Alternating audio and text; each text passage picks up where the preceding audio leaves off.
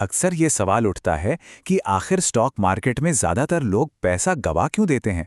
आज हम retail trading की इसी दुनिया के कुछ ऐसे सच जानेंगे जिनके बारे में आमतौर पर बात नहीं होती। तो चलिए इस पूरी कहानी को समझते हैं। रिटेल ट्रेडिंग की दुनिया में ना एक आंकड़ा है जो बार बार सामने आता है। ये है 90%।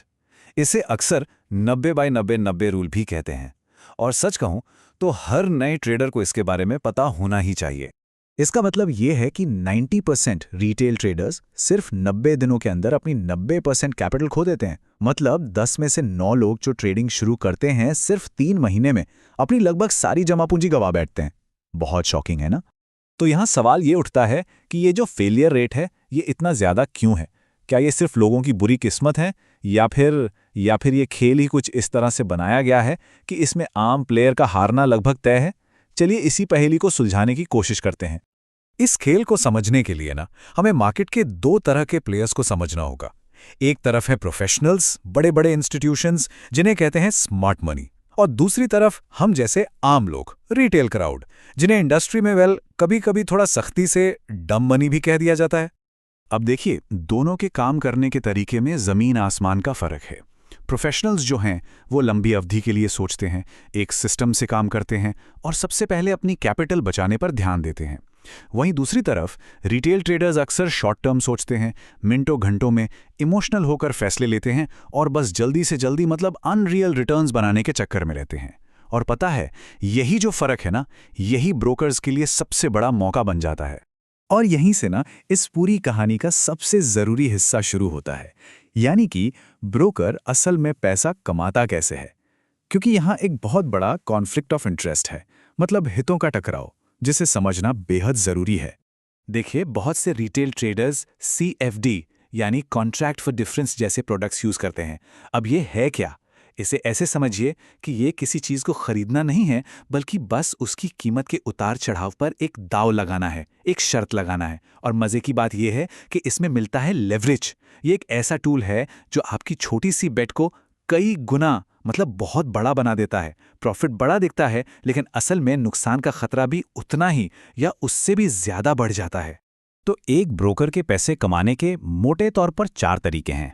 पहला तो सीधा साधा है, स्प्रेड्स और कमीशन जो हर ट्रेड पर लगता है। दूसरा, वो जो लेवरेज देते हैं ना, उस पर ब्याज वसूलते हैं। लेकिन असली खेल है तीसरा और चौथा पॉइंट।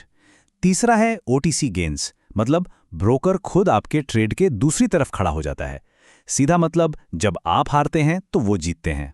और चौथा, वो लेवरेज को इसीलिए बढ़ावा देते हैं ताकि ये सारी चीजें और तेजी से हों और आपके नुकसान भी तेजी से बढ़ें। तो अब जरा सोचिए, अगर एक ब्रोकर को ये पता है कि उसके 90% क्लाइंट्स पैसा गंवाने ही वाले हैं, तो उसके लिए पैसा कमाने का सबसे पक्का तरीका क्या होगा? जाहिर सी बात है, वो हमेशा ट्रेड के उस तरफ रहना चाहेगा जहां उसका क्लाइंट नहीं है। मतलब वो क्लाइंट के खिलाफ शर्त लगाएगा।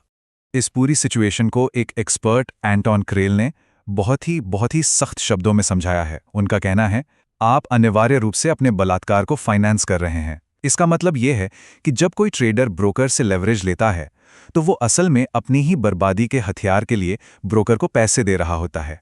ये एक ऐसा जाल है जिसे ट्रेडर अनजाने में खुद ही बुनता है। तो अब सवाल ये उठता है कि भाई, अगर सिस्टम ऐसा है और 90% लोग पैसा गंवा रहे हैं, तो फिर नए लोग इसमें लगातार आ कैसे रहें? इसका जवाब है जल्दी अमीर बनने का सपना बेचने की कला में। और ये सपना बेचा कैसे जाता है? अक्सर ट्रेडिंग एजुकेटर्स या गुरु के जरिए। इन लोगों का ब्रोकर्स के साथ एक इंट्रोड्यूसिंग ब्रोकर एग्रीमेंट होता है। मतलब ये जितने नए क्लाइंट्स ब्रोकर को लाकर देंगे और वो क्लाइंट्स जितना ज़्यादा ट्रेड करेंगे, इनको उतना ही मोटा कमीशन मिलेगा। तो ये लोग एक ऐसी कहानी बनाते हैं जो असलियत से बिल्कुल उल्टी होती है। और इन नकली गुरुओं को पहचानना मुश्किल नहीं है। सोशल मीडिया पर इनकी एक ही पहचान है, महंगी गाड़ियां, लैविश लाइफस्टाइल और हाँ, हमेशा प्रॉफिट वाले ट्रेड्स के स्क्रीनशॉट, कभी भी लॉस वाले नहीं।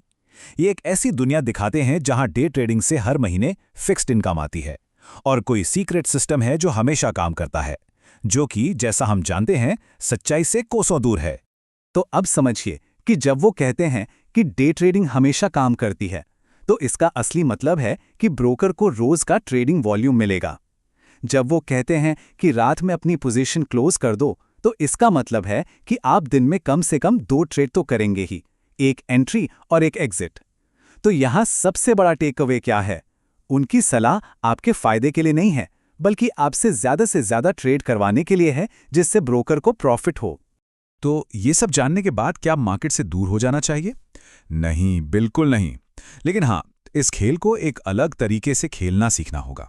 और पहला कदम है इस पूरे इंफ्रास्ट्रक्चर को, इस पूरी बनावट को समझना, ये जानना कि आप एक और आंकड़ा बनकर ना रह जाएं। तो एक नए ट्रेडर के लिए पहला कदम बहुत बड़े अनरियलिस्टिक प्रॉफिट के पीछे भागना नहीं होना चाहिए, बल्कि पहला फोकस होना चाहिए कैपिटल को बचाने पर, ये सीखने पर कि हारना कैसे नहीं है। बाजार में जो जाल बिछाए गए हैं उन्हें समझना और उनसे बचना। जीत तो उसके बाद अपने आप आएगी। तो अब जब इस खेल का पूरा बोर्ड सामने है, जब ये पता है कि किसके इंसेंटिव्स कहाँ हैं और ये टकराव कहाँ है, तो ये सवाल खुद से पूछना बनता है कि इस खेल को अलग तरीके से कैसे खेला जाएगा। क्या इसे अब भी वैसे ही खेला जाएगा जैसे बाकी 90% लोग खेल रहे हैं,